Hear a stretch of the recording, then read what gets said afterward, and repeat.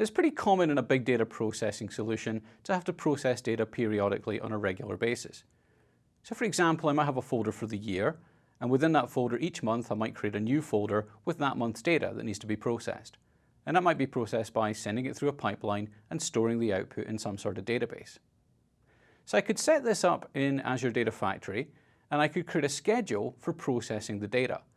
And that schedule would look something like this. It would have a start date and an end date, and each of those periods, each of those windows that needs to be processed would be set in a waiting state, ready for the data to come in and be processed. So in the first month, the data might be saved to the folder and picked up, and it'll be processed automatically. And we'll see that the status changes so that it's now ready to be analysed. It's been processed, it's ready for use. And similarly, the second month we might get some data, it's ready to go, and off it goes and gets processed. Now let's imagine something goes wrong in month 3, so the data never appears, but month 4 appears. So the data arrives, it gets processed, and through it goes, and that's fine.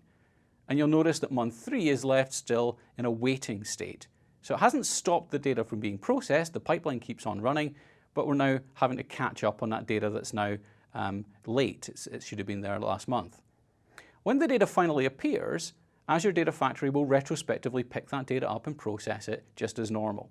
So it might not arrive in the same order that you were expecting, but it will eventually be processed. Now let's imagine in month 5 that we pick up the data and we start processing it, and maybe there's some invalid data in that data, so something goes wrong and there's an error. Well, again, this doesn't stop the schedule. The following month the data arrives, it gets picked up, and it goes through the pipeline and gets processed as normal. But we've got that error there, so if we're monitoring our pipeline, we can see that something's gone wrong, we can go back and we can fix that data, make the changes that are necessary, and it will be picked up and reprocessed, and then we're back to normal and everything is on schedule.